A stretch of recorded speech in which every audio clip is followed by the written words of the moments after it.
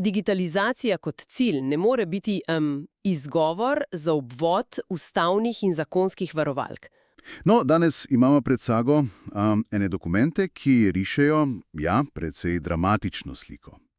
Gre za zgodbo o tem, kako naj bi geodetska uprava, GURS, z dejanji, ki so mogoče mišljena kot korak naprej v digitalizacijo, po mnenju teh virov posegala v nekaj zelo, zelo temeljnega.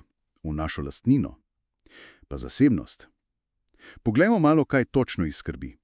In zakaj mislijo, da je to več kot le neka tehnična posodobitev evidenc.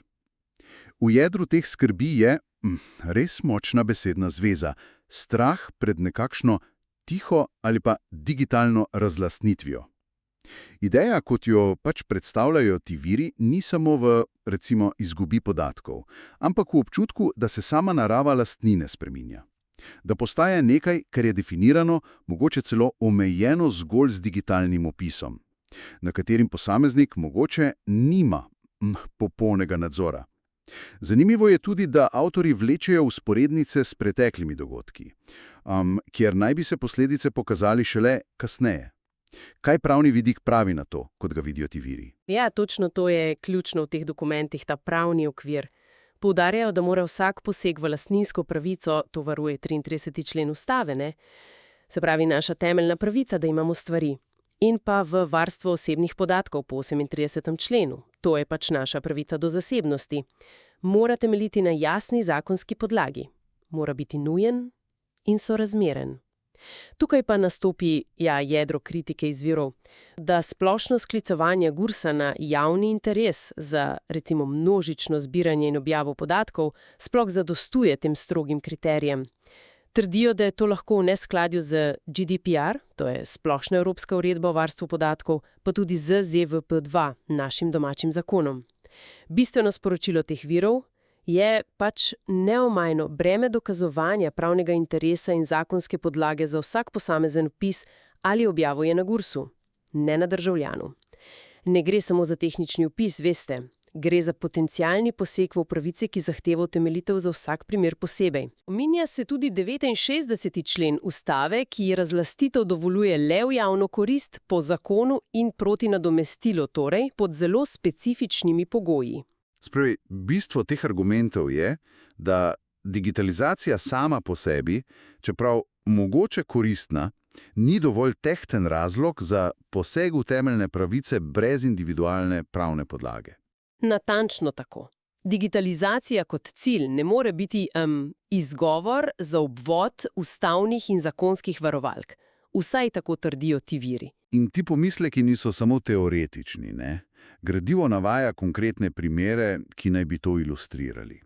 Eno od opozoril je, da naj bi bila obvestila GURS-a, da ljudje z molkom ali sodelovanjem nevede pristajajo na spremembo statusa svoje lastnine v nekakšno javno dobro. Praktičen primer, ki ga izpostavljajo, lastnik prejme obvestilo, da je njegov dovoz kar naenkrat evidentiran kot javna površina. Posledice, na katere opozarjajo viri, so lahko resne, od zahtev po odstranitvi ograje, recimo do gradnje čez zemljišče, brez odškodnine. Sklicujejo se tudi na odločbo ustavnega sodišča UI 2123, ki naj bi potrjevala prav to. Ne moreš zasebnega zemljišča kar razglasiti za javno dobro ali pa postopka razlastitve. Kritični so tudi do vpogledov preko sistema SI-PAS, torej državnega sistema za varno elektronsko prijavo. Čez da tudi to omogoča preširoko dostopnost podatkov, ne da bi vsak, ki vpogleduje, moral izkazati nek konkreten pravni interes. In prav ti primeri ilustrirajo, kako se lahko ta na videz abstraktna pravna vprašanja zelo konkretno dotaknejo vsakdanjega življenja posameznika. Ja.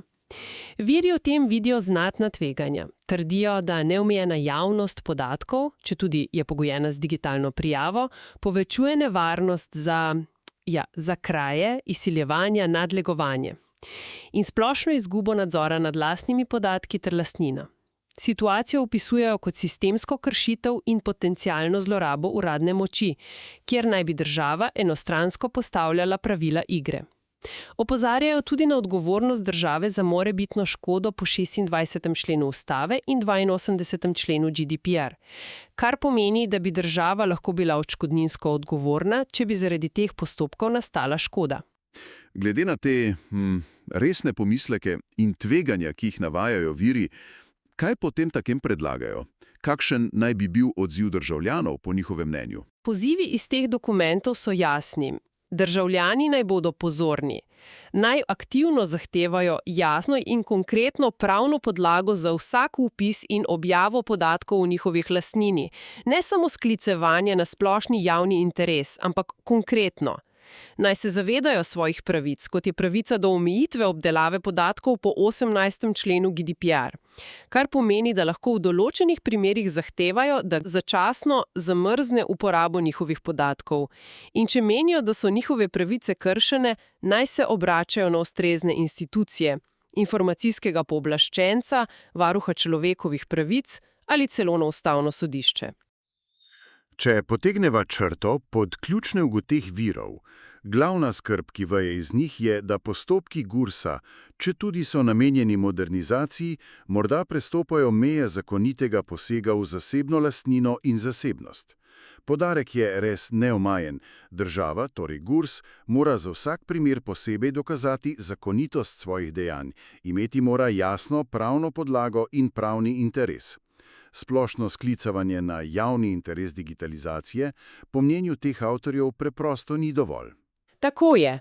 Trdijo, da mora biti vsak poseg utemeljen individualno in sorazmerno. In to nas pripelje do misli, ki jo sprožajo ti viri, ko digitalne evidence postajajo vse bolj podrobne in vseobsegajoče. Kje natančno potegnemo mejo? Mejo med transparentnostjo, ki je lahko koristna za javnost, in informacijsko izpostavljenostjo, ki posameznika, po mnenju nekaterih, oropa nadzora nad lastno zasebnostjo, varnostjo in lastnino. Kakšna je sprejemljiva cena digitalnega napredka, če del te cene pomeni izgubo krščkov naše suverenosti nad osebnimi podatki in lastnino? Vprašanje, o katerem velja razmisliti.